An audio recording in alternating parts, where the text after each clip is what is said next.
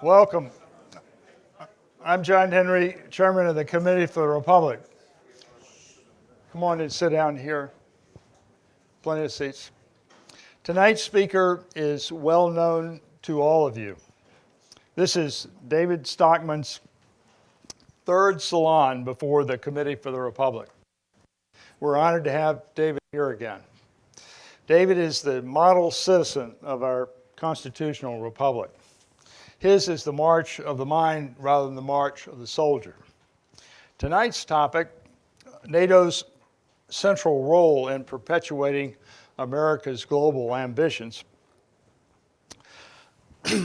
couldn't be more timely, nor could it be more relevant to the committee's mission, which is to restore the constitutional balance that comes from Congress deciding whether our country goes to war. From the start, President Washington warned of the clear and present danger of entangling alliances. And make no mistake, as David will make clear, NATO is the alliance that entangles us most. The treaty recognizes the war power rests with Congress in Article 5. Predictably, American presidents have repeatedly mischaracterized Article 5 to claim they, not Congress, can take us to war. At the Senate's ratification of the NATO Treaty in 1949, Senator Robert Taft, whose wisdom and judgment was not matched by his colleagues, warned that the treaty conferred de facto war-making power on the president. Here are Taft's prescient words, quote, "Why did I vote against the Atlantic Treaty? It obligates us to go to war if at any time anyone makes an armed attack on any of the 12 nations. Under the Monroe Doctrine, we could change our policy at any time. We could judge whether perhaps one of the countries had given cause for the attack. Only Congress could declare war in pursuance of the doctrine, the Monroe Doctrine. But under the new pact, what he calls the Atlantic Pact, the president can take us into war without Congress," close quote. In 75 years, NATO has grown like bamboo, almost tripling in size from 12 to 32 members. David will take you through the 7 waves of expansion since the Soviet Union's collapse, dissolution. As the Ukraine war turns in Russia's favor, American NATO apologists continue to insist on NATO membership for Ukraine. David will explain how alliances entangle America in fights that have nothing to do with our security. I ask you to recall the unmatched arrogance of Secretary of State Madeleine Albright. This is one of the great quotes of all time. "If we use force, it is because we are America. We are the indispensable nation. We stand tall and see further than other nations into the future," close quote. The indispensable nation myth drives the impulse to expand NATO. David is preeminently qualified to make the case for withdrawing from NATO. His deep understanding of politics and money comes from a 4-decade career spent in Washington and Wall Street as a Michigan congressman, Office of Management and Budget Director, and a Salon Brothers and Blackstone partner. He publishes a daily blog called David Stockman's Contra Corner. He's a contrarian. And has the unique distinction of being a member of SDS, a graduate of Harvard Divinity School, and a believer in the gold standard.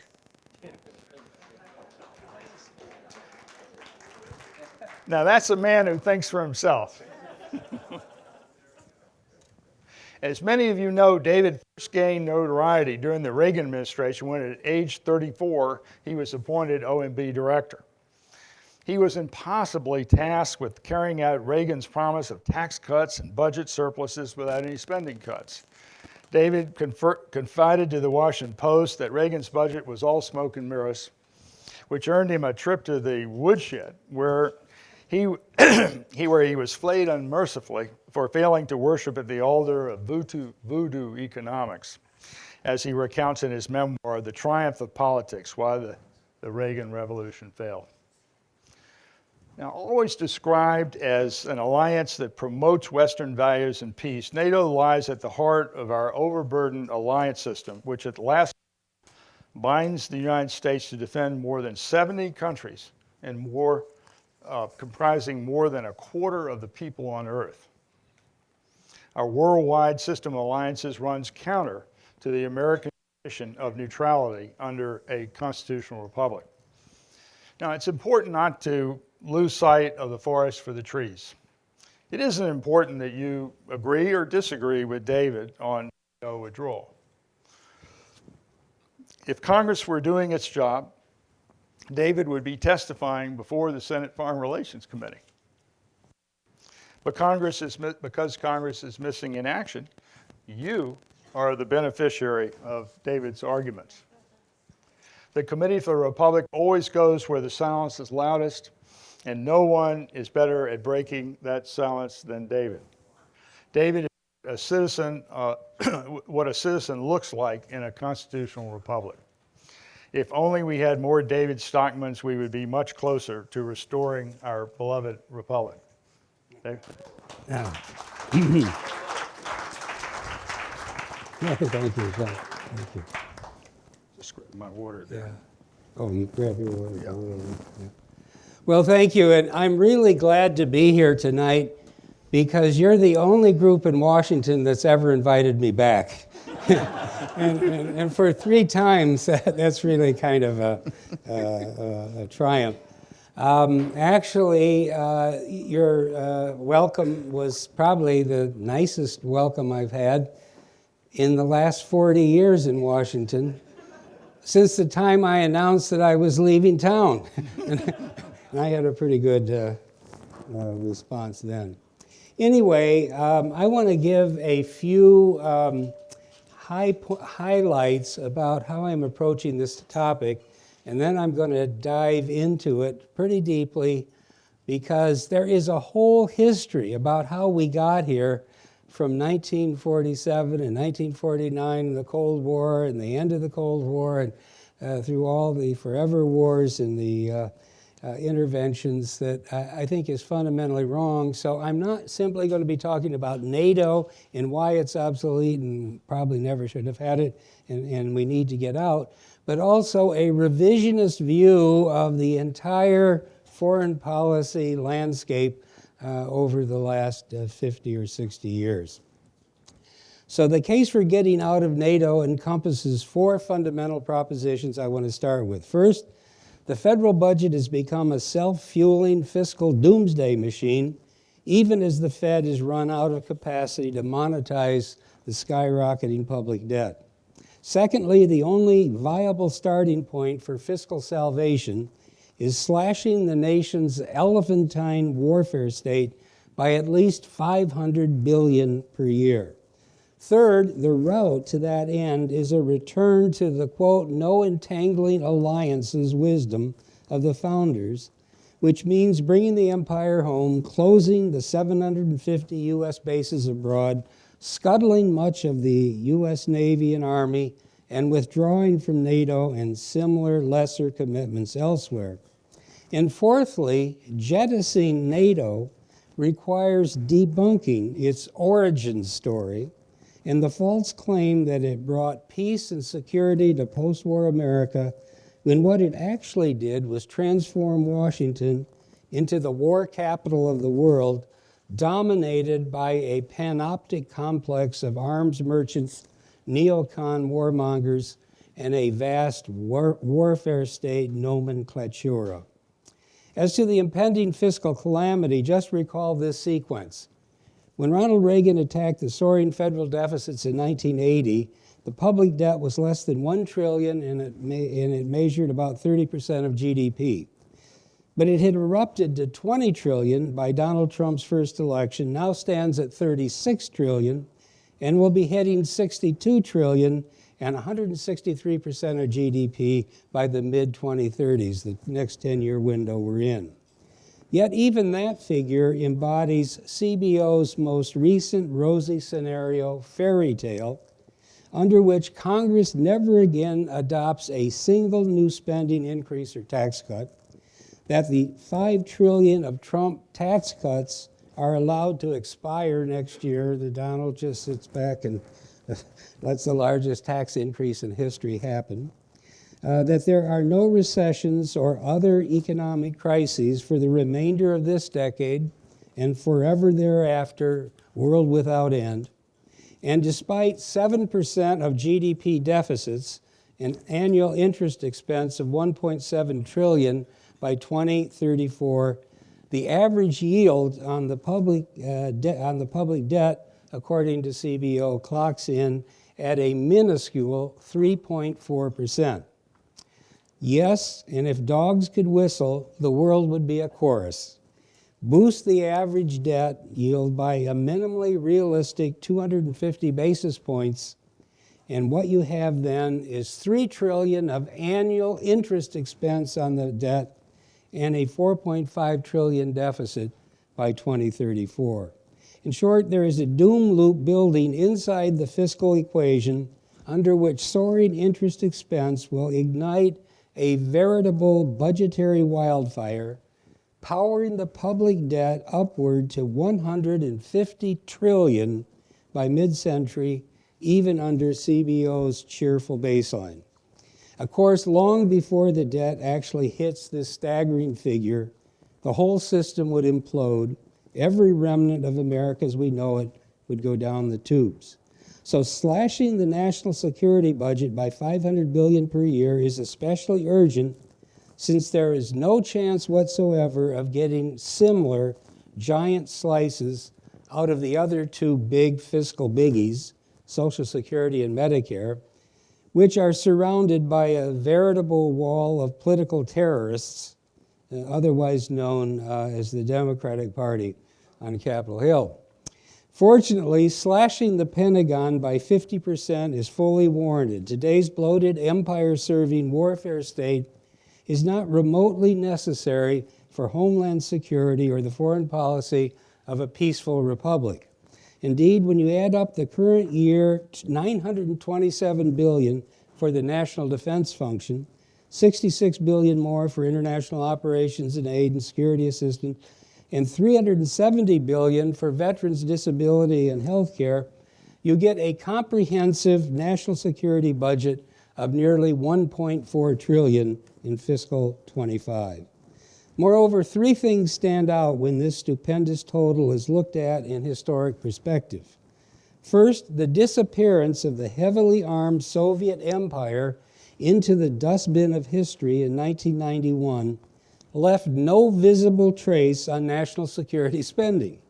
In fact, at the peak of the Cold War in 1962, when JFK faced down Khrushchev in Cuba, the comprehensive national security budget in today's dollars of purchasing power, same dollars as fiscal 25, stood at just $640 billion. That was barely 46% of the current level, and it was still only $810 billion by 1990 on the eve of the Soviet collapse. So what has transpired thereafter is astounding.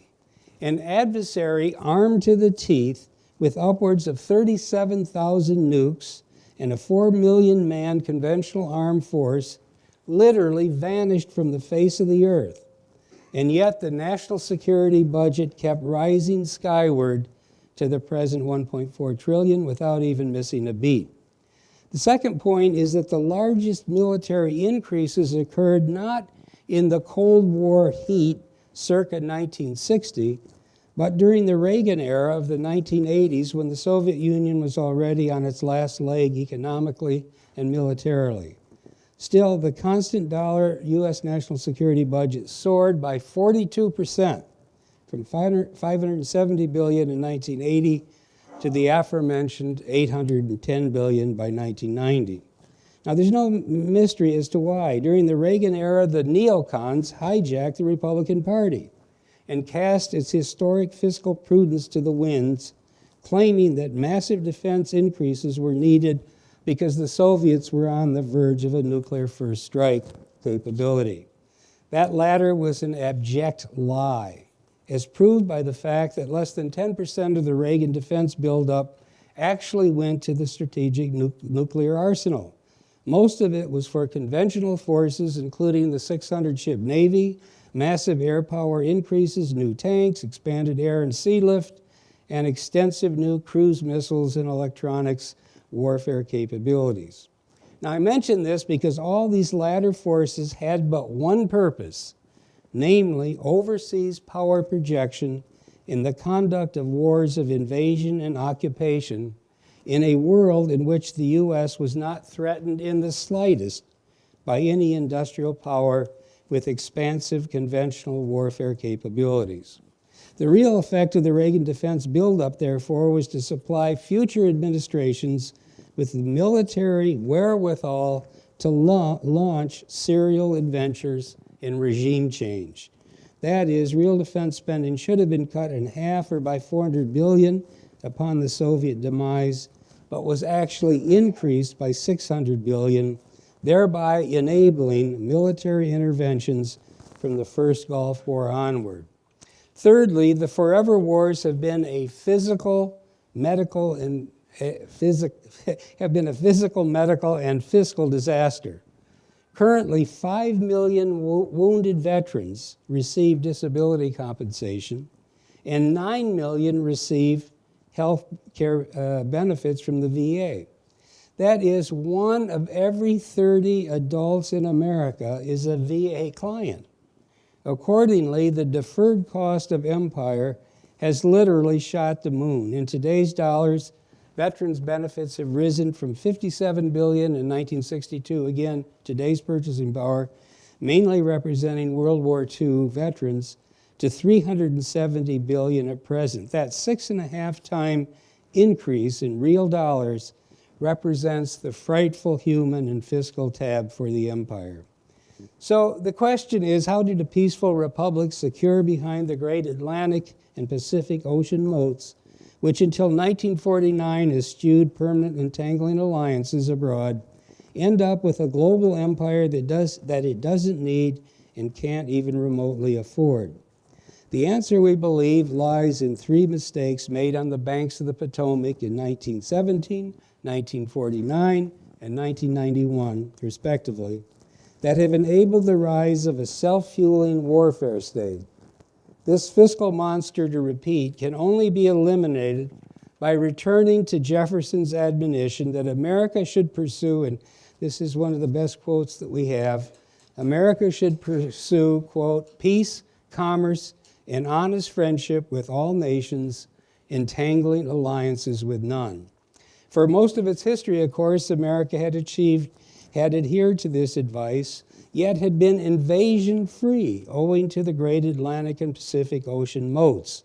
These blessings of providence, in turn, enabled America to remain a peaceful republic because its favorable geography precluded the need for a large standing military, heavy taxes, a powerful central government, and most especially the need for entangling alliances with foreign nations. In fact, an early treaty with France was canceled by Congress in 1797, meaning that the nation was free of permanent alliances for the next 152 years. Even as late as 1919, Congress prudently rejected the entanglements of the League of Nations Treaty after Wilson's foolish crusade blatantly failed to make the world safe for democracy. The inexorable slide toward empire thus incepted only in 1949 when the Senate voted to ratify the NATO treaty. But as we will argue, that was based on utterly false lessons from the world wars and a misguided theory of collective international security. To be sure, Jefferson's admonition had previously been the default position of American governance. This was demonstrated by the radical demobilization of military force even after America had uncharacteristically elected to go to war on the world stage in both 1917 and 1941. Thus, the U.S. military budget on the eve of World War I was just $11 billion. Not in those dollars of those days, $11 billion of dollars today, which is about 3 days' worth of the current Pentagon budget, when, as I said, when expressed in present-day dollars, and amounted to a slim 0.9% of GDP. But after Wilson plunged American forces into the stalemated trenches on the Western Front, constant dollar military spending soared 18-fold to nearly $200 billion by war's end. That amounted to nearly 15% of GDP at the wartime peak, but here's the key point. But immediately upon the armistice, a sweeping demobilization began. By 1924, 100% of the troops were home, and military spending bottomed out at just $12 billion, or less than where it started. That amounted to a 93% reduction from the wartime peak and just 8% of GDP. The pre-war status quo had thus been fully restored, implying that the lurch into foreign war had amounted to a one-off venture, and a bad one at that. Indeed, U.S. intervention in the Great War had been a calamitous mistake, as I'm sure many of you recognize. On the date Congress declared war, April 6, 1917, there was not even the slightest chance of a German attack on America. By then, the German fleet was entirely bottled up, quarantined in its Jutland home port by the Royal Navy, and all sides to the conflict were running out of draftable men, materiel, morale, and fiscal resources. Yet, that Woodrow Wilson had plunged the U.S. into the stalemated carnage of the old world for the vainglorious purpose of acquiring a powerful seat at the post-war peace conference is indisputable and is based on the testimony of his intimate alter ego, Colonel House. So doing, Wilson tipped the balance on the Western Front to a victory by the Entente powers led by England and France. That is to say, the natural end to the pointless world war would have left all sides exhausted, bankrupt, and demoralized, and their respective domestic war parties subject to massive repudiation at the post-war polls. But the arrival of 2 million fresh American doughboys and massive armaments from Washington literally rechanneled history, enabling a vindictive peace of the victors at Versailles, a travesty that sowed the seeds for the even more calamitous Second World War. Yet it can't be gainsaid that Wilson's foolish intervention encouraged a last futile offensive by Russia in the summer of 1917, the failure of which soon gave birth to the bloody revolution of Lenin and Stalin. Likewise, the parceling out of the parts and pieces of Germany to France, Poland, Czechoslovakia, Belgium, and others by the victors at Versailles fostered the stab-in-the-back myth and the revanchist campaigns on which Hitler rode to power. More importantly still, the alleged lessons of the interwar period and World War II were falsely played and replayed in the years after 1945. To wit, the Wilson-enabled rise of Hitler and Stalin did not happen as claimed because the good people of England and America slept through the 1920s and 1930s. These monsters of the 20th century were not resident in the DNA of nations, nor do they continuously lurk among the lesser tin pots who rise from time to time to authoritarian tyranny among the far-flung nations of the earth. To the contrary, they were aberrations, freaks of historical happenstance. That means that even after 2 catastrophic world wars, there was still no baseline case for empire as a requisite of America's homeland security. Washington and Jefferson were still correct even in 1946 and beyond. For a brief moment after World War II ended, in fact, Jefferson's admonition had prevailed yet again when another massive post-war demobilization occurred, laying the ground for a return to the pre-1914 status quo ante. Accordingly, the war-weary Washington policymakers were absolutely correct when they brought America's 12 million man expeditionary force home, reducing it to 1.3 million by 1948, and also abruptly closed the fiscal sluice gates to what had become America's massive war budget. When translated into present-day dollars again, there's no room for doubt. Military spending in current year of fiscal $25 dropped from 1.7 trillion in 1945, that's how much was spent at the peak of World War II, to just 125 billion by 1948, marking another stunning 93% reduction in the post-war military budget. And well, it should have. At that point, there was absolutely no military threat anywhere on the planet to the homeland security and liberty of America. Japan's leading cities had been fried alive by horrendous nuclear and conventional bombing assaults, and Germany's industry had been laid waste by nightly bomber storms for months on end. And that's to say nothing, of course, of the prostrate corpus of Stalinist Russia, which had suffered 27 million military and civilian deaths due to bombs, bullets, starvation, disease, pestilence, atrocities, and other barely imaginable inhuman afflictions. And that was atop the destruction of 32,000 industrial enterprises and upwards of 70,000 towns and villages, all leaving tens of millions of Soviet citizens destitute. In some kind of ghoulish absolution, therefore, the slate had been wiped clean. There wasn't even a scant reason for an American expeditionary force to remain outside the homeland after 1945, nor for bases and alliances and commitments to intervene anywhere abroad that would put American servicemen in harm's way. And yet Washington's incipient war party of military contractors and globe-trotting officialdom, gestated in the heat of World War II, was not about to go quietly into the good night. Instead, the Cold War was midwifed on the banks of the Potomac when President Truman fell under the spell of war hawks like Secretary James Byrne, Dean Acheson, James Forrestal, and the Dulles brothers, who were loath to go back to their mundane lives as civilian bankers, lawyers, politicians, or peacetime diplomats. So exactly 11 months after Hitler's demise at his own hand in his bunker, and a mere 8 months after Armageddon had been visited upon Hiroshima and Nagasaki, the out-of-power but inveterate warmongering Winston Churchill delivered his Iron Curtain speech in Fulton, Missouri.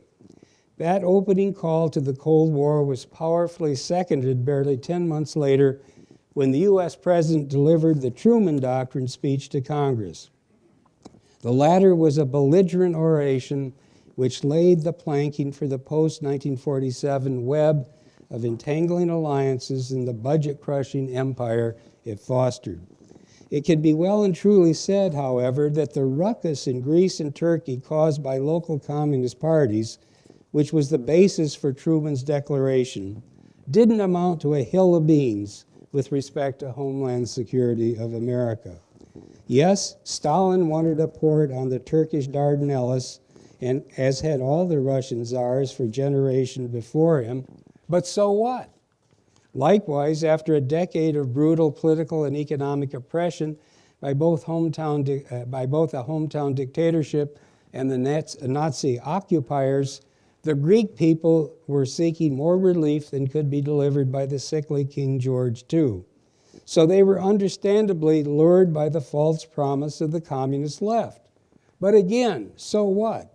The population of Greece at the time was a mere 7.3 million, and even in today's dollars, its GDP was just 50 billion and 7,000 per capita, meaning that Greece was a museum piece of Western history that had dwindled to an economic cipher. Had the local communists come to power, that misfortune for the Greek people would have had no bearing on America's homeland security 5,000 miles away on the far side of the Atlantic moat. As it happened, the author of the Truman Doctrine was Undersecretary of State Dean Acheson, who was a pompous, Yale-trained international lawyer from Washington's elite, Covington and Burling. Maybe there's a Yale lawyer here, I don't know.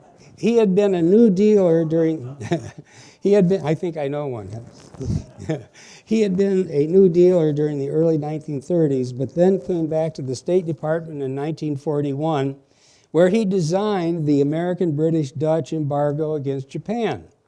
In thereby paving the way to Pearl Harbor, he actually became the, quote, trigger man for America's entry into World War II by unilaterally shutting off 100% of Japan's oil while FDR was away meeting with Churchill at the famous Atlantic Charter confab in Newfoundland in August 1941. Atchison was also an inveterate Anglophile who apparently suffered from empire envy. He thus imagined that America should step into Great Britain's imperial shoes when Britain emerged economically crippled from World War II and could no longer provide aid to Greece and Turkey. So upon such advice from the Brits in February 1947, Atchison had sprung into action. In a pivotal meeting shortly thereafter with congressional leaders, Atchison articulated what later would become known as the domino theory. He stated that more was at stake than Greece and Turkey, for if they should fall to communism, it would likely spread south to Iran and as far east as India. Atchison reportedly concluded that, quote, not since the days of Rome and Carthage had such a polarization of power existed. That was utter poppycock.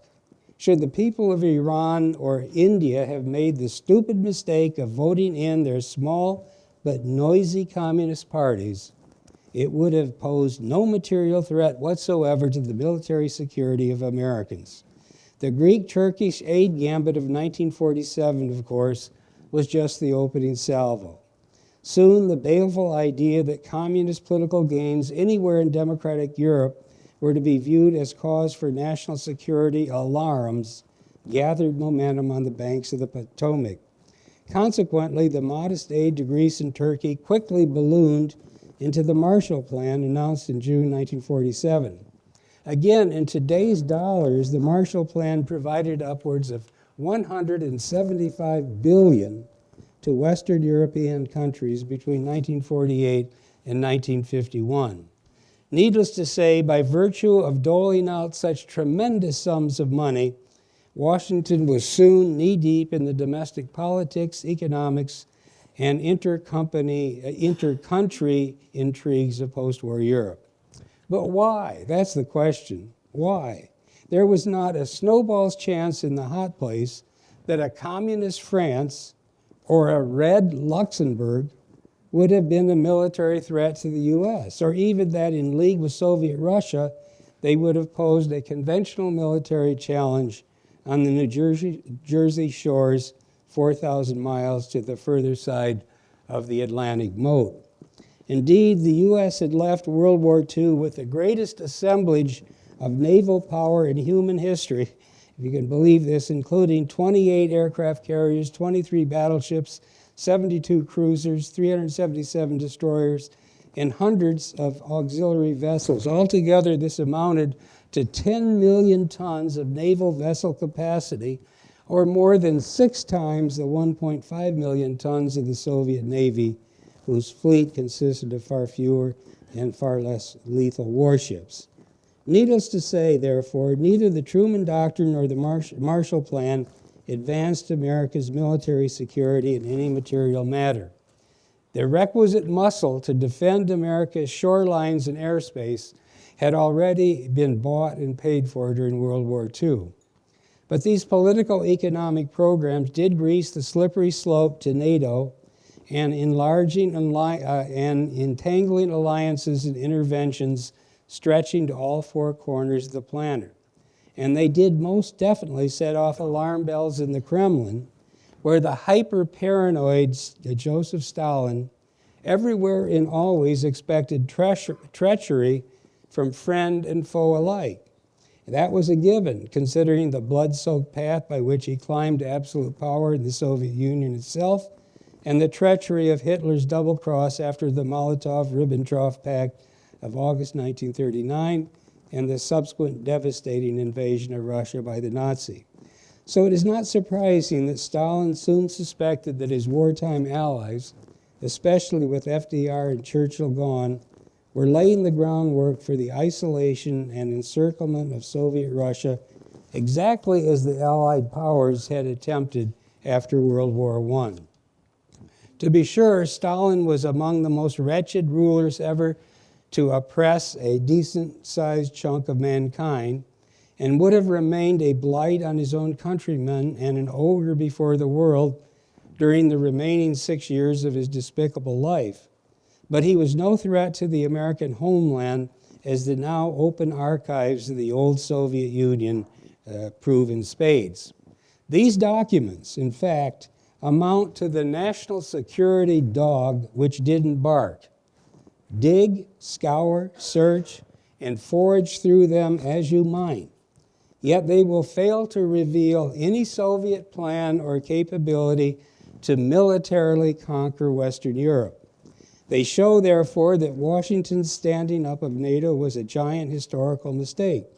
It was not needed to contain Soviet military aggression, but it did foster a half-century of hegemonic folly in Washington and a fiscally crushing warfare state.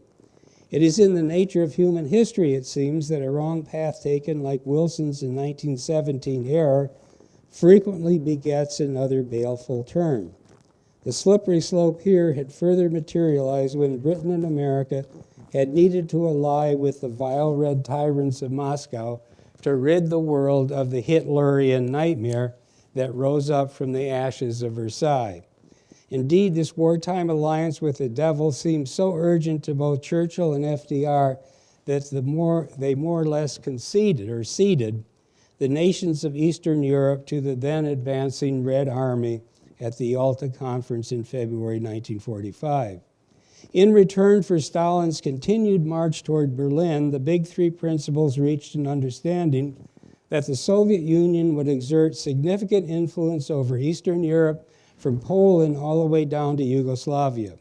Of course, free elections and democratic governments were to arise in areas occupied by the Red Army, but neither Churchill nor FDR provided any enforcement mechanism. It was a case of saying, Eastern Europe is your sphere of influence, Uncle Joe, by wink from the cynical Churchill and by nod from the doddering Roosevelt. For his part, of course, Stalin was then in the business of rescuing his bloody regime from the near extinction event that had accompanied the Nazi invasion. His aim, therefore, was not about the ideological project of extending communism westward. Instead, it was focused on driving the remnants of the Wehrmacht from his own country and establishing an invincible cordon sanitaire from the Baltic to the Adriatic, as Churchill himself later charged. Never again would marauding armies from Europe plunder the Russian motherland. Needless to say, the arrival of the Truman Doctrine, the Marshall Plan, and NATO within 25 months between March 1947 and April 1949 sent Stalin's wartime understandings into a tailspin, slowly at first and then aggressively, he developed a paranoid certainty that his capitalist allies were once again in the business of attempting to encircle and destroy the Soviet Union. The Soviet departure from the cooperative modus operandi of the wartime alliance thus arose from yet another unforced error in Washington. We are referring to the latter's badly misplaced fears that deteriorating economic conditions in Western Europe would lead to the aforementioned communist parties coming to political power in France, Italy, and elsewhere. To be sure, communist governments in Western Europe would have been a misfortune for any electorate which stupidly put them in power. But that would have been a domestic governance problem over there, not a threat to the American homeland over here.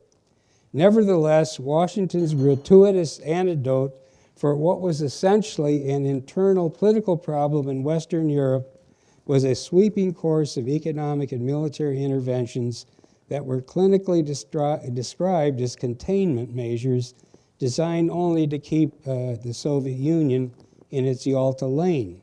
They were not meant to be the prelude to an attack on Eastern Europe or Moscow itself.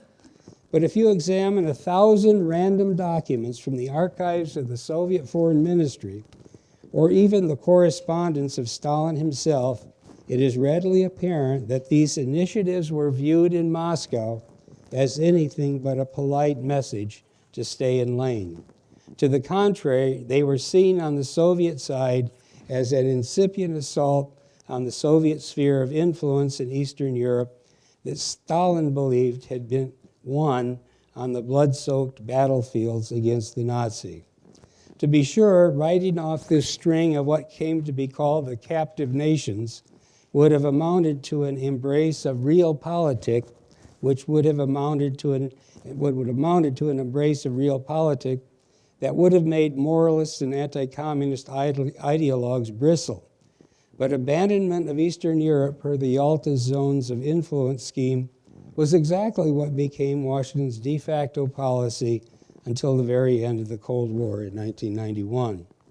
That is to say, the uprisings against the Soviet hegemon in Hungary in 1956, Czechoslovakia in 1968, and Poland in 1981 generated no response from the West beyond empty speeches and hortatory resolutions from Western parliaments. The whole policy of containment, therefore, was actually just a large-scale effort by Washington to steer European politics away from the communist left. But why in the hell was thwarting the foolishness of communism in Europe America's business at all?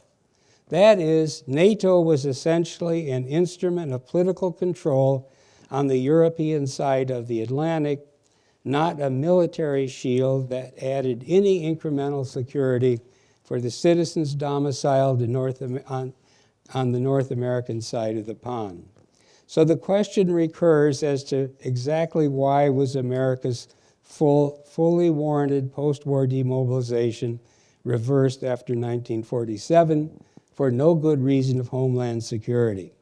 We could talk about this at some length, and I've got some material here, but I'll skip through it because basically it was an economic theory that said when you demobilized from this great war, there would be such a crash of aggregate demand that the economy would spiral back into the 1930s type depression, and so therefore we needed to have massive counter-cyclical policy from government. Europe was broke, they couldn't do it, so the Marshall Plan simply became the Keynesian solution to a problem that didn't exist.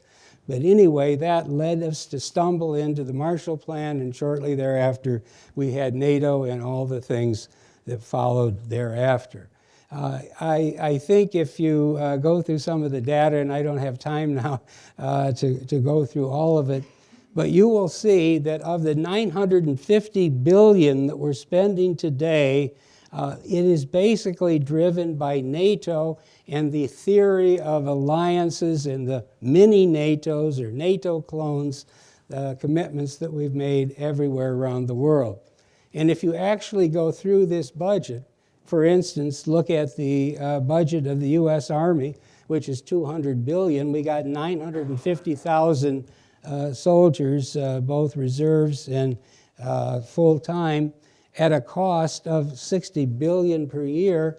And what is their job? Their job is basically to hang around Europe or South Korea or Italy or even the UK, or to engage in wars of invasion and occupation, like all the different forever wars that we've had in the Middle East, from Afghanistan all the way over to Libya. So I make the case, and we'll distribute to you a larger piece on this, that we could cut the Army by 60%, by upwards of $120 billion, because its only purpose is to carry out a policy that is diametrically opposed to the no entangling alliances. In other words, if the Army's only job was hand-to-hand combat when some foreigners try to invade the coast of North Carolina, you wouldn't need 1 million men under arms at $60 billion a year. You would only need a whole phalanx of cruise missiles and drones and other modern technologies that would send any invading army into Davy Jones's locker before it got even near America. So if we go through the budget, the only thing that we need, and Robert Taft talked about it in 1950, is a invincible strategic deterrent, and we have that in the land-based, sea-based, and air-based retaliatory weapons. Surprisingly, it costs only $75 billion a year, or 7% of the $1 trillion total, and that's the heart of our defense.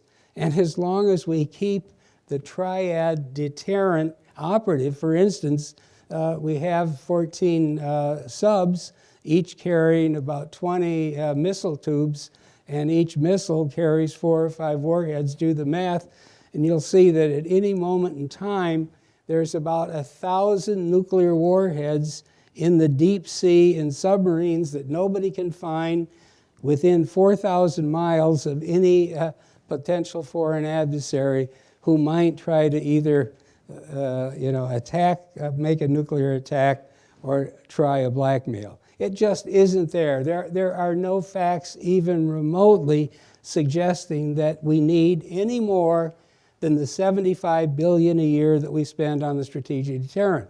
So if you have $1 trillion defense budget and you only need 75 for your real defense, what are they doing with the rest of it? Well, you have all the rest of the power projection and capabilities to fight wars in Europe and the Middle East and the Far East and, tell Taiwan who should be ruling them and so forth.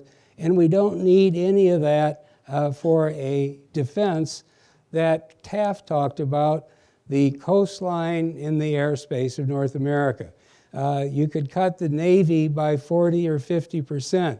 You could redirect about 2/3 of Air Force spending to protecting the coast, as well as for their share of the strategic deterrent, the Minuteman missiles and the strategic bombers. So if you put all that together, and then you look at the rest of it and say, we're spending $66 billion a year on foreign aid, security assistance, State Department operations, National Endowment for the Democracy, all of these propaganda organs, the USAID, foreign aid for everybody. Get rid of it. You could save $50 billion there. You could save $420 billion from the defense budget per se, and you got $500 billion, and that's a pretty good start on this overweening fiscal problem that we have. But you're not even going to get to, out of the batter's box on that fiscal equation and on that opportunity for a massive decrease in defense spending, as long as the theories that underlie NATO and the whole post-war idea that we have to have alliances everywhere and that we have to have bases everywhere and that we have to superintend and be the great hegemon of the planet to make sure nothing goes wrong. Now, as I said in the remark I was making earlier, a lot of that stems from the false lessons of the interwar period and World War II, that if we're not careful, another Hitler's coming, another Stalin's coming. That's why we need all this. We need to keep the world safe from these terrible people. But the answer is, if you understand where they came from, and if you go back to where it all started, I say April 6, 1917, when Wilson plunged us into World War I, changed the outcome, led to Hitler, led to Stalin, led to the Cold War, led to World War II, led to all the other bad things we've been dealing with, and led to an empire that we don't need, because the world is not pregnant, so to speak, with Hitler's and Stalin's day in and day out. So it's the question that I've been trying to address is not merely, is NATO obsolete because the Cold War ended in 1991? Yes, it's ridiculous that we still have NATO. It was set up to contain the Soviets. As I tried to lay out here, that wasn't anything that we actually needed to worry about that much at the time. But it's bigger than obsolescence. It's bigger than being 30 years past its sell-by date, so to speak. The issue is, can we have a non-entangling alliance, national security policy, based on an invincible strategic deterrent that doesn't cost much and that's based here, doesn't need any allies, doesn't need any bases? All of those submarine-based missiles are in the great open oceans. All of those Minutemen are in Montana, North Carolina, and so forth. That we don't need a global empire for either the invincible strategic deterrent or the protection of our shorelines and airspace. Now, one of the crazy things of the present world is that we have these massive conventional forces for what? Do they really think that the Chinese are going to, be landing major troop carriers and forces on the shores of California, or the, Russians are going to be on the shores of New Jersey? No. With the weaponry that you have today, cruise missiles, the whole range of drones and all of this modern warfare technology, nobody is going to land anywhere in the coasts of America. So there is no conventional invasion threat. There is an already solved strategic nuclear deterrent. You can do all of that for $400 billion a year, not $1 trillion, and it depends on a, totally, revisionist view of how we got here over the last century, how the world really works, how the wisdom of the founders is still totally applicable and appropriate today. I think it is, and it's either a question of Jefferson being right, or the Marshall Plan and the designers of NATO being right. I think there's an overwhelming case that Jefferson was right, and that we could drastically change our policy. It's not likely to happen in this town because the Defense Department spends $10, $20 billion a year just funding think tanks and research operations and consultants and other people whose job is to make a case for keep doing all this stuff that doesn't work. One of the points that I was making is that if you look at all the interventions that we've had, major ones, since 1949, since when NATO was ratified, the box score is 0 wins and 12 losses. Okay, every one of them has been a disaster. Vietnam was a disaster. Frankly, if you go through it, what the hell were we doing in Korea? You wouldn't know the difference today between Seoul and Shanghai if, the Red Chinese and their North Korean puppet had won. There was nothing on the line for our security. Vietnam, we know these facts, but sometimes they're pretty startling. We lost 59,000 men, everybody knows that. Over 300,000 of them were wounded. 75,000 Vietnam veterans are severely disabled today and basically are part of that big VA budget that I mentioned. And we ended up killing, and this is not in dispute, 3.5 million Vietnamese civilians and military people on both sides, Viet Cong, the North and the South. And what the hell was all of that about? I was a college student then. I got my greetings from Robert McNamara. He was offering a scholarship to Southeast Asia. And I decided I wasn't that interested, so I went to Harvard Divinity School on a deferment in order to hide out from the draft. And you have probably heard that there's this phrase about there are no, I went to Harvard Divinity School, I should say, as an atheist hiding out from the draft. And you've heard this phrase that there are no atheists in the foxhole, in military combat. Well, I can tell you in 1968, there were about 42 atheists at Harvard Divinity School because we were all there hanging out, hiding out from the draft. Now, I'm only mentioning this because we learned nothing from the whole Vietnam catastrophe. We've done it over and over and over again. What the hell were we doing with Kuwait and Saddam Hussein in the 1991 First Gulf War?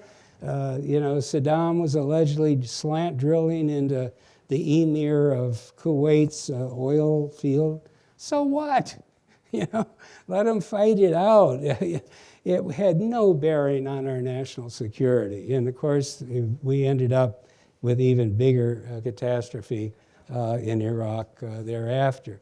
And the same is true with the intervention in Libya. What the hell were we doing there? I don't even want to get into the madness of the 100 billion plus that we've put into the demolition derby in Ukraine as well.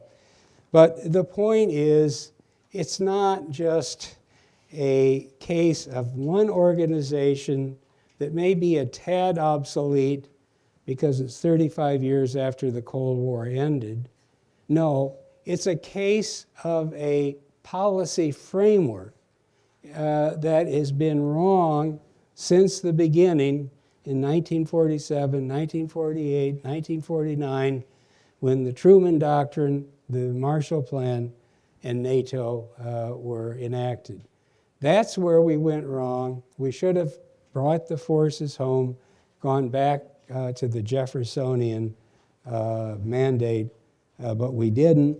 And now we're living with a 1.4 trillion fiscal monster that we can't handle, and a fiscal situation in this country that is getting mighty, mighty dangerous.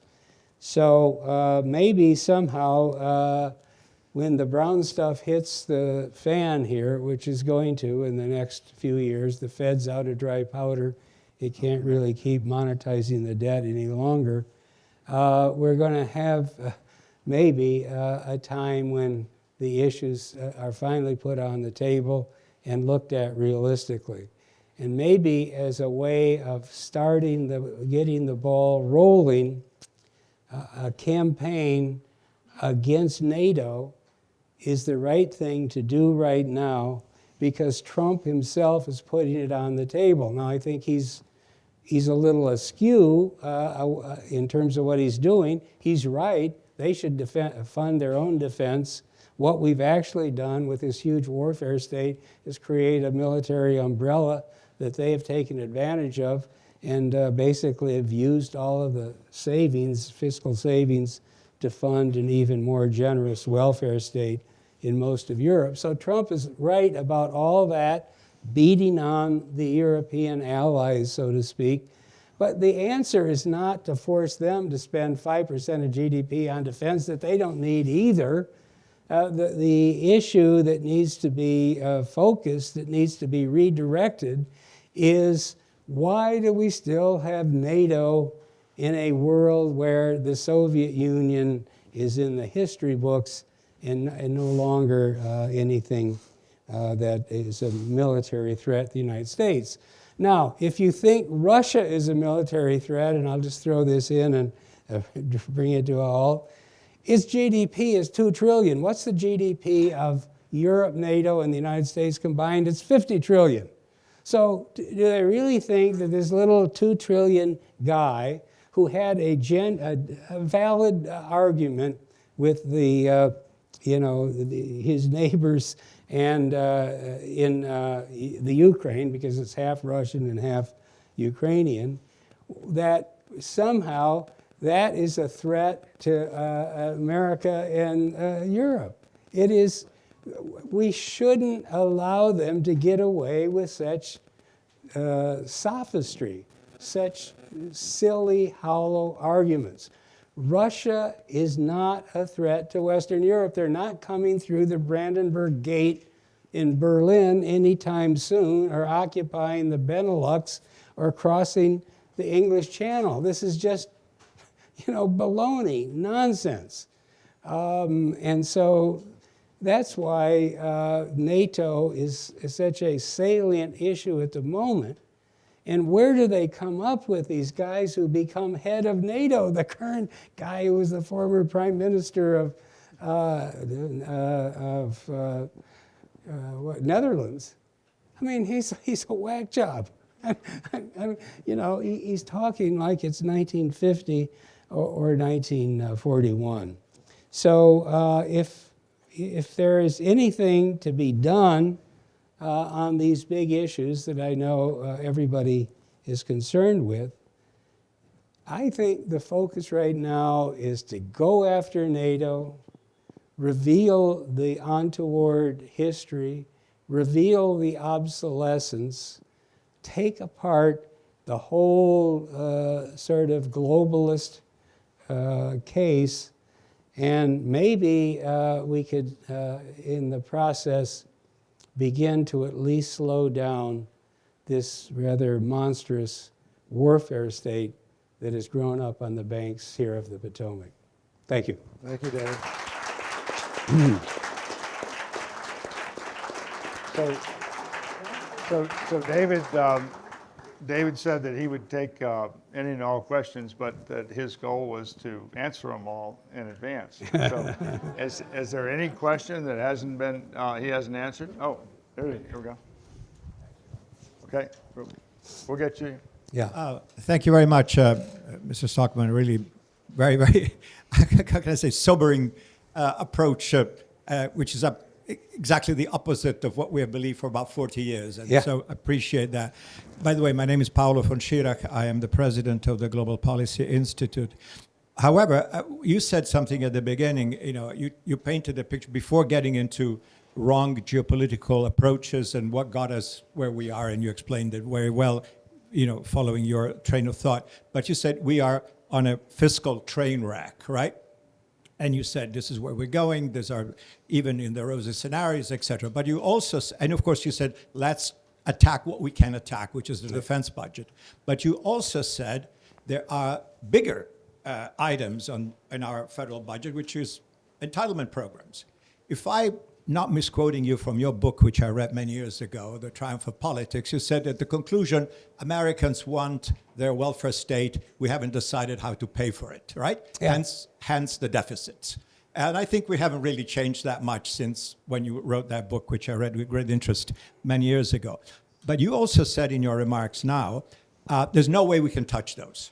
Medicare, Social Security, Medicaid, those are fenced off, but that's 70% of the budget. If we take the entire all the entitlement programs plus interest on the debt, which you explained how much it has risen, by the way, it's bigger than the defense budget right now today. Yeah. So even if we cut the defense budget by 50%, have we really solved our fiscal problem? No. Not really. No. And is that enough? I'm no. saying that's my point. We've barely started, and I don't want to be misunderstood. I said we have to start there because it's a softer target, believe it or not, than some of the others. But I might just throw in this little ad. I've just published a book 4 days ago, How to Cut $2 Trillion from the Federal Budget. And I sent it to Elon Musk and his team. All right, and in that I said there's 3 big buckets. How do you get to $2 trillion? We actually need to cut $2 trillion because that's how bad it's getting 5-10 years down the road. And when I said 150 trillion of public debt, I mean it. That's in the CBO's report. They don't put the number in there because it'll scare the hell out of people, so they put it 166% of GDP. Well, yawn. 166% of GDP in the year 2050 is 150 trillion. It's a death ray of fiscally and financially. Anyway, in the 2 trillion little book that I put out, I said there's three baskets we got to look at. The fat, the bone, and the muscle.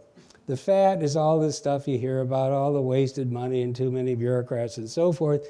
But I said if you do that, and I showed that if you actually cut 35% of all non-defense bureaucrats, and I'll get to defense in a second, you're going to save at most $70 billion. Well, that's a long way from $2 trillion. So you can get $400 billion if you get rid of all the farm programs, get rid of all the energy programs, get rid of 535 federal employees, cancel 16 agencies get rid of the FBI, the DEA, all of those agencies that I think are not proper federal functions, get rid of the SEC and on, cut the IRS way back. There's $400 billion, and the target is $2 trillion. So that's the fat. You only get 20% of the way there. Then I said the muscle, $500 billion. We talked about it tonight. There's a detailed plan in there of how you get the $500 billion out of the $1.4 trillion national security budget. But even if you do the muscle we don't need for a homeland defense, and you do all the fat in ways that they would be screaming like stuck pigs from one end of Pennsylvania Avenue to the other, you still only have saved $900 billion, and you need $2 trillion. $1.1 trillion has to come from the bone of entitlements, and over half of that has to come from means testing Social Security and Medicare. And there's a good reason to means test Social Security and Medicare, because nobody earns what they're getting paid. That's just the way it's a intergenerational Ponzi scheme. Nobody has paid enough taxes, and there is no investment because the taxes are spent immediately to fund the benefits. The typical retiree is getting from Medicare and Social Security 3 times more back in present value than they paid in over a lifetime in taxes. So unless you go ultimately for the bone, which is the 1.1 trillion and 60%, or 55%, I guess, you're not going to get close. Tonight we're talking about the muscle, we're talking about NATO, but you have to go after those big ones as well. Good. We got a lot of questions. Skip Kaltenhauser. Are you at all concerned about the skyrocketing wealth gap? And if so, what would you do about it? The skyrocketing Wealth gap. Yeah, I'm really concerned about that. But I think you have to ask what caused if you look at net worth, okay, what caused this, the top 1% and 1/10 of 1% or even top 10% to generate something like 50 trillion of increased net worth over the last 4 decades, and dwarfing enormously what the bottom 50 or 60 or 70. The answer is it wasn't because of Reagan's tax cut.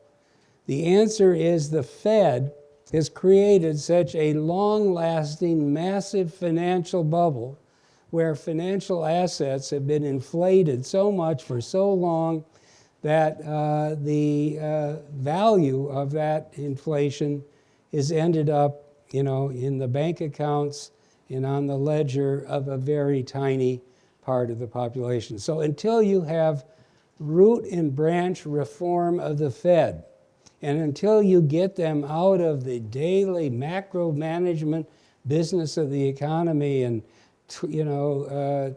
tweaking interest rates and buying bonds at the rates they were in the past, until you get them out of that business, because we don't need it. In this world, we barely need the Fed. Barely, you can go through a whole analysis. We can't get there tonight, but you could basically end 90% of the Fed.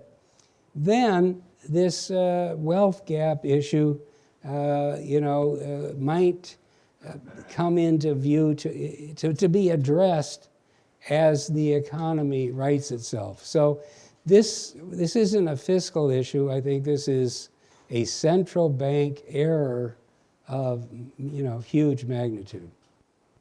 Good.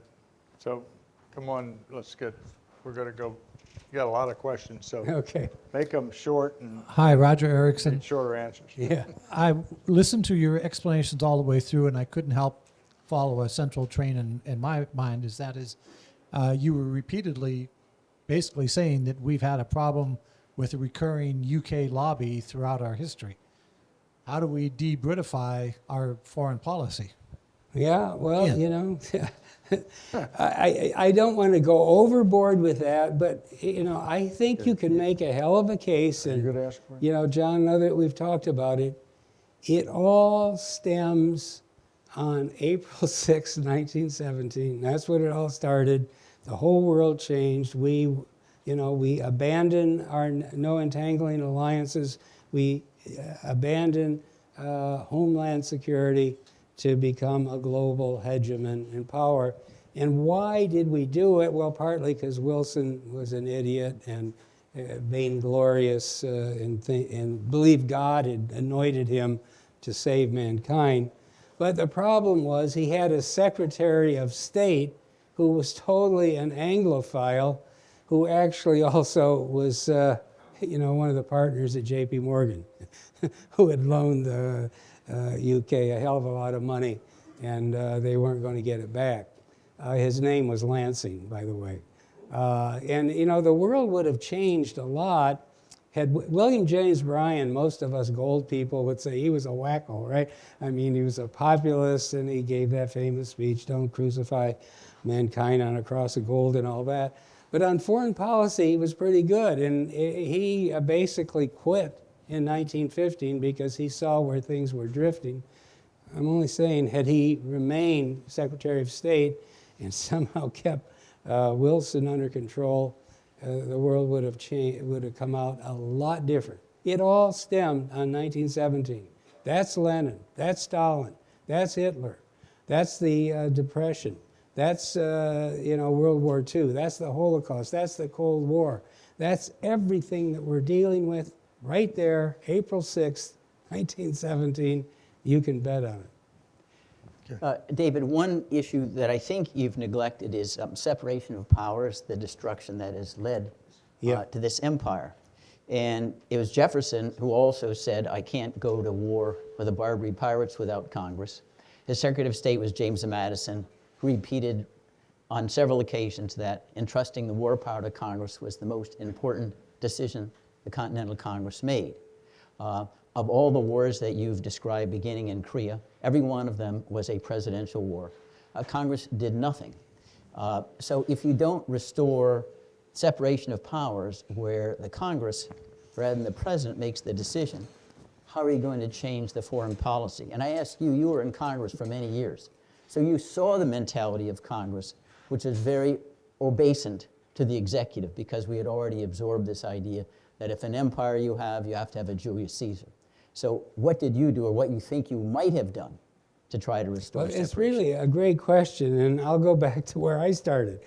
I started working on Capitol Hill in 1970 as a staffer for actually Congressman John Anderson from Illinois, who was a Republican leader. And the first issue that I got assigned to and worked on heavily was the War Powers Act. And there was a feeling then in Congress after the disaster of Vietnam and the two presidential wars, Korea and Vietnam, that it was time to go back to something that looked like the Constitution.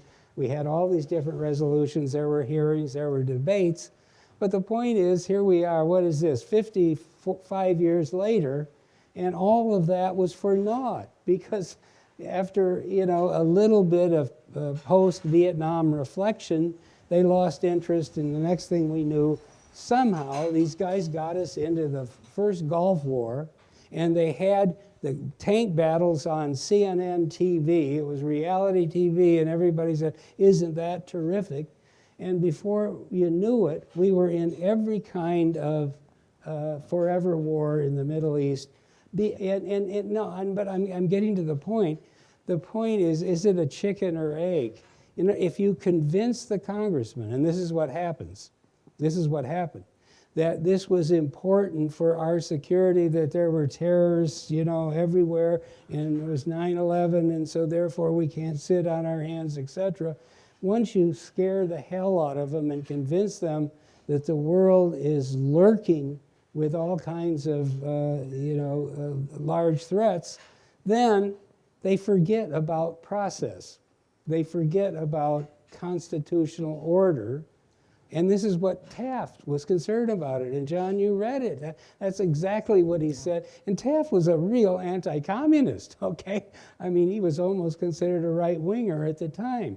But he understood when you signed NATO, you were basically, you were giving up the war power that Congress had. So my point is, I would like to think you could get process change leading to better policy. Okay? President, but I since don't the War think so. Powers Resolution said it's unconstitutional and hasn't complied with it, how come there's no congressional pushback? It's their handiwork. Because they think, listen to the Democrats, they think NATO is the greatest thing since sliced bread. That's pure politics. But at least in the day when I was in the middle of this, late 60s, early 70s, all the great anti-war leaders in the Congress were Democrats. Okay, you remember all of them from Fulbright and McGovern. Morris. And, George Republican. Yeah. George. Yeah. But the Democrat Party today has gone so far off the deep end as a war party. They're the war party today. So my argument is that until you get the picture of the world right, until you get the framework right, until you get the content of policy, correct, you're not going to solve the problem with procedural changes. I mean, I believe in the Constitution, but I can get to a constitutional world when I don't think, that we need an empire to keep all the bad guys out of the, shores of New Jersey. Good. So where are we? Let's short, and we got a whole bunch of questions. Sorry, Robert Hunter. I very much enjoyed this. What I'd most like to hear from you, and then I'm going to mention something about NATO, is what do you think about our august president and what he's done with OMB the last 48 hours? It was one of the most wonderful turnarounds I've ever seen in U.S. government.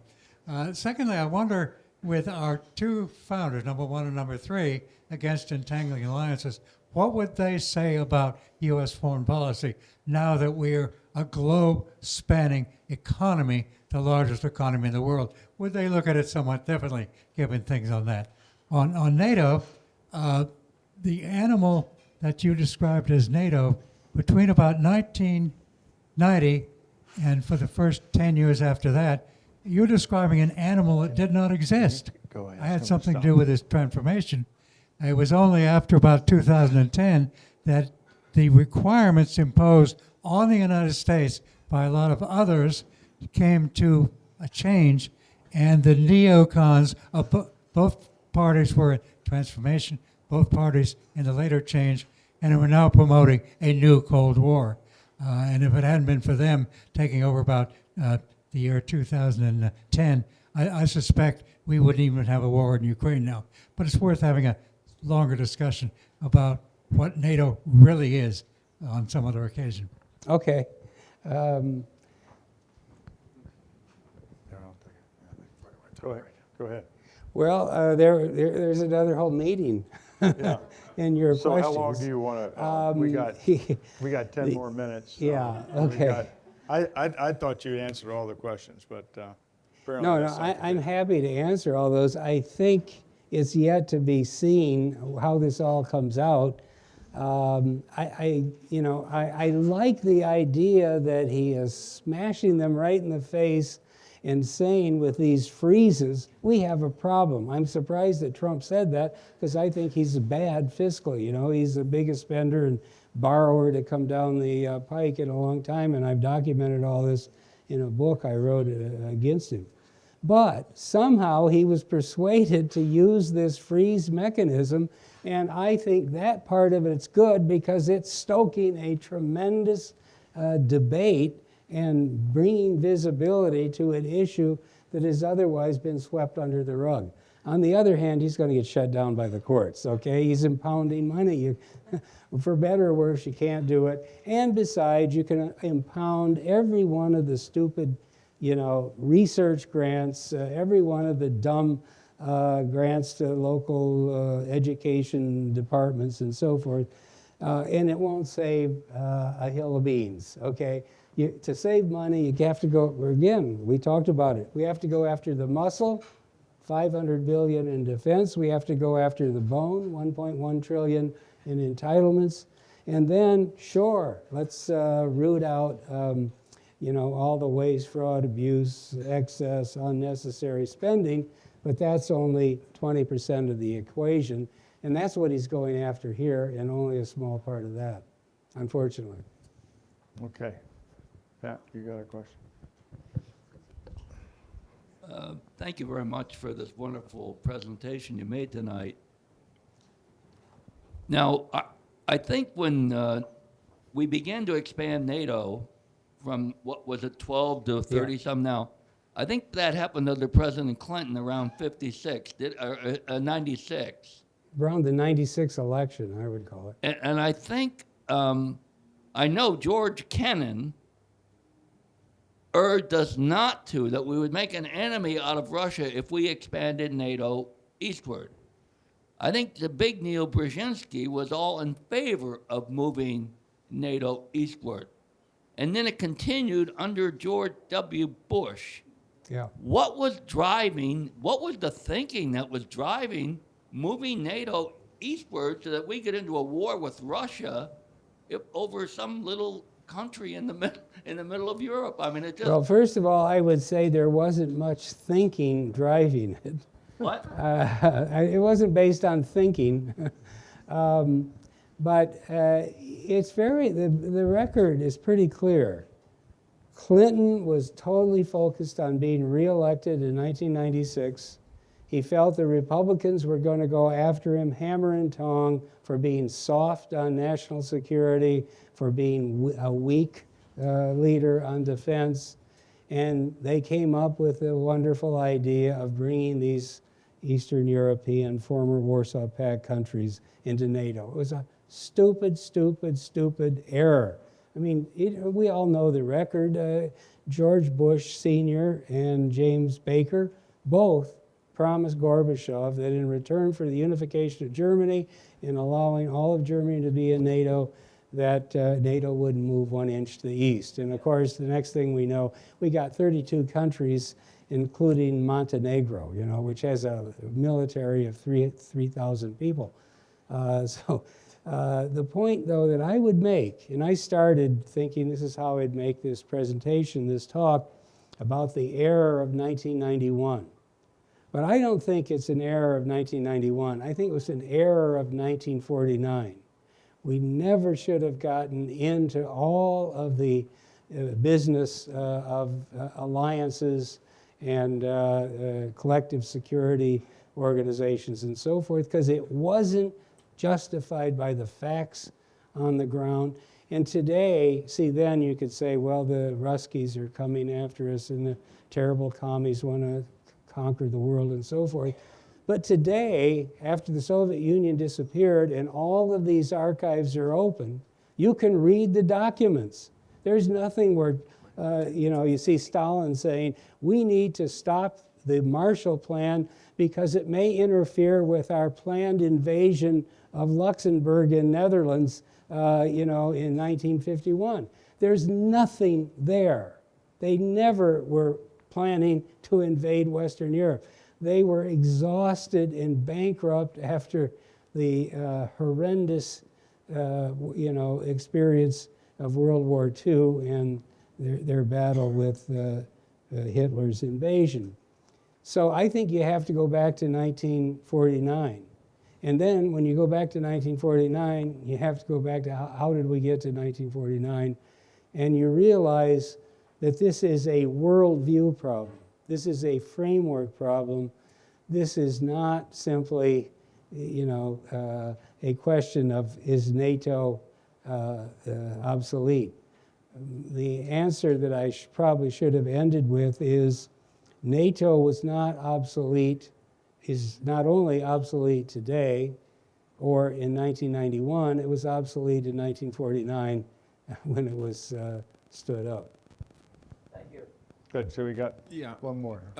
So many questions. Yeah. Stephen Jordan, Institute for Sustainable Development, and I really don't think you can have any other type of sustainability if you don't have financial sustainability.